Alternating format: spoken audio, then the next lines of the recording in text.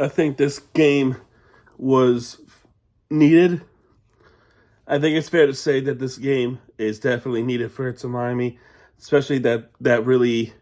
I want to say really bad because that sounds like an overstatement. Um, but a bad stretch for Inter Miami in their liking, as they snapped a three-game losing streak to beat the New York Red Bulls, who went to the MLS Cup last season, and they played against the LA Galaxy, ultimately losing to the Galaxy.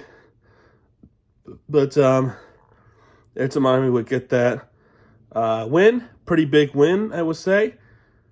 But we saw a goal that was very expected, a couple of players, but then one of them was really unexpected. So let's talk about that. So it starts with the Miami ball. Carballo for the Red Bulls was blocked from the outside. There'll be a corner kick for the Bulls. It wound up being offside. Sean Nealis was called offside. Ninth minute, Allende with the shot attempt that was blocked. Luis Suarez was trying to get that from the Wenger cross, but he missed it to the left. But fortunately though, still in the ninth minute, when Suarez was missing that shot, there would be another player who would come into the rescue. It's Fafa Picault. Fafa Picault would get that into the back of the net, and it was a pretty easy win for Fafa Picault. 1-0 Inter Miami lead. Referees were chatting with the VAR room, see if there's any possibility of an offside, but ultimately the goal is confirmed. They did not have to go to VAR for any reason at all. So 1-0 Inter Miami, pretty good. 14th minute, there would be a foul on Yannick Bright that winds up being a yellow card. Felipe Carballo missed it to the right for the Red Bulls. Lujan gets hurt during the play, but he was able to continue through, thankfully. Offside is Eric Choupo-Moting. If I said it right, I don't think so. Red Bulls, another offside by the same player. Corner kick for Inter Miami, which was saved. That was saved initially by Wenger, but then Wenger with the second attempt, and what? Marcelo Wenger over Ian Frey, and it worked? Wenger gets a goal from a close range? How? I was took by surprise when he got that in. I was like, huh? But this one, they did go to VAR, and they're looking to see if he was offside. They were looking at this to see if Wenger or somebody in the box was offside, and I was expecting it to be a disallowed, right? To me, I felt like it was offside. But the referee said they were onside, and they are not offside, so we have a good goal. I was shocked. Personally, to me, I was shocked about this outcome. Congrats to Wenger! Congrats to Wenger, man. So, regardless of all that, it took a couple of minutes, but they got the good goal. 2-0 into Miami. I'm pretty stunned by this. Felipe Carballo with the shot attempt, which was blocked. Wiki Carmona with the shot attempt that was stopped by Usteri. And at the 39th minute, when Suarez gets blocked initially, he would not be denied. Suarez would shoot one to the bottom left corner, and he found the room, and Suarez scores. 3-0 Miami over the Red Bulls. My question to Suarez is, what the hell was that, Sally? You go over the light thing, and you're literally right on top of it, and I don't know, man. I don't know if I like that Sally, to be honest, because you can get hurt from that, especially, the low blow. I don't like that at all. But he got the goal. So the Red Bulls were coming in to try to get the response in. That was cleared away, but the last touch by Miami. 3 corner kicks in a row for the Red Bulls. Either it was blocked away, or tapped away. Last touch by Miami each and every time. By the time the third corner kick happens, there was their best chance. What the fuck was that? Did you guys hear that? I hope that was a firework. That should be a firework. Anyway, sorry, it scared me. By the time they get to the third corner kick, best chance, Mohamed Safo gets blocked from the cross, but then the second check from Eric Choupo-Moting from the corner kick, from the cross, and he scores. The Red Bulls get on the board. They snuck one through at the bottom right in a close range. It's now 3-1 Miami, so Red Bulls get on the board. Then we go to stoppage. It will be at least 6 minutes of stoppage because of the reviews and stuff like that. Corner kick for the Red Bulls that went nowhere, and there wasn't really any shot attempts at all in the stoppage time. And we go to halftime, 3-1. A little bit of rain, a little bit of some rain there. I mean, you're in Florida, you can't be afraid of the rain. I was like one time, you remember one of the vlogs? I was there in a monsoon one time. I didn't have a poncho with me. I was unprepared. But anyway, the halftime substitution was Segovia coming in for Allende. And let's begin the second half.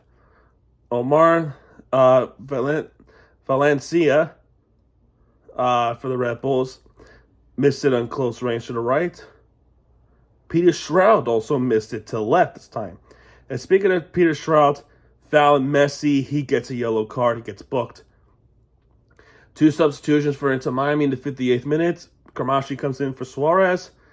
Falcone comes in to replace Wenget. Messi gets blocked. It was a big block too. 2 substitutions for the Red Bulls. Jangar with the substitution for Carmona. And Ronald Dunkar, if I said it right, replaced Peter Strout. There will be a handball on Choupo-Moting. But then the 67th minute, Messi was able to get one into the center of the box. Jesus Christ, Gabriel.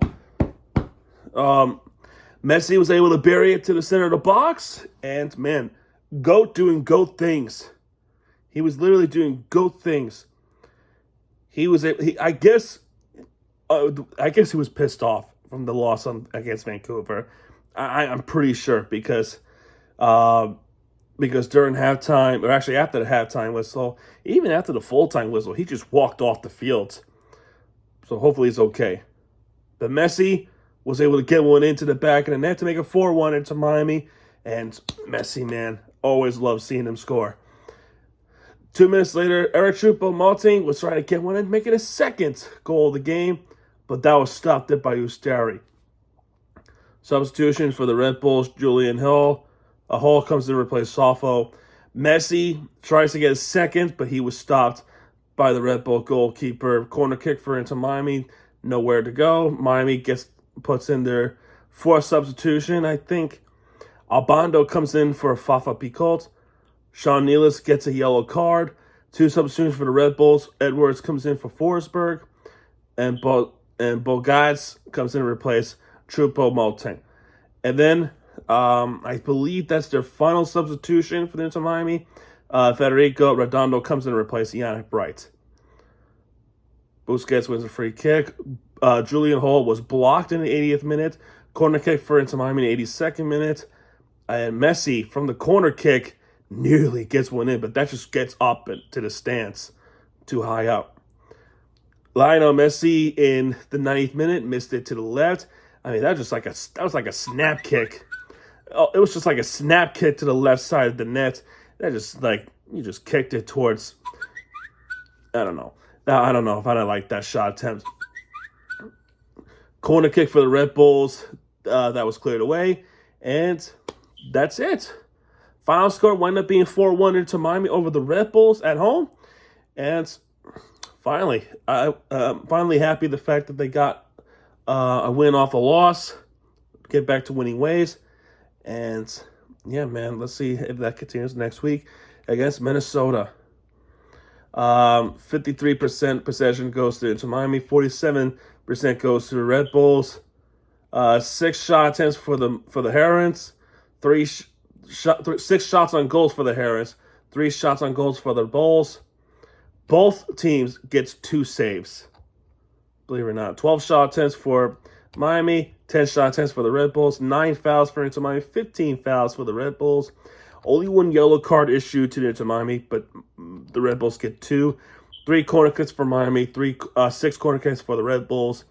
2 saves from both teams. And next game for Inter Miami is actually going to be in St. Paul, Minnesota.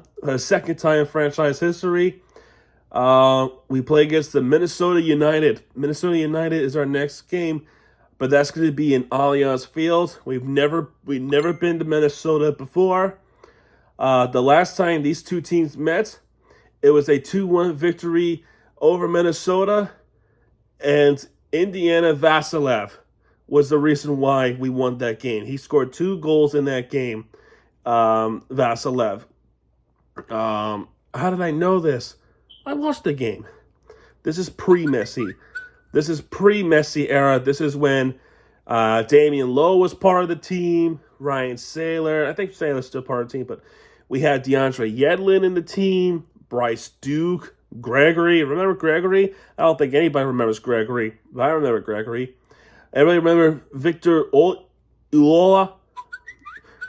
If anybody doesn't remember him, well, I can't say I blame you, but to give you a hint, he was one player that missed the penalty kick in the Leagues Cup final. Campana, everybody remember Campana. We also had Ariel Lassiter. And believe it or not, folks, Indiana Vasilev came in for Lassiter in that Minnesota game, and Vasilev took control of that game. There's your historian lesson here for the new Inter Miami fans. This happened in June of 2022, and that happened at Chase Stadium.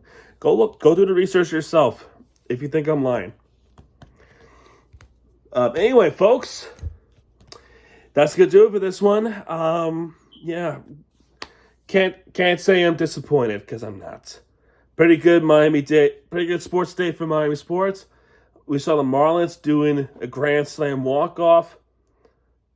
And we saw Inter Miami completely do a rebound. And I'm happy. I'm really happy about that. And with that, I'd like to say thank you for watching. If you like this video, please hit the like button, subscribe for content, because Miami TVG are back. And when it does, hit it right to be the free entertainment you deserve. This is Miami TVG. Sign out, folks. Audio.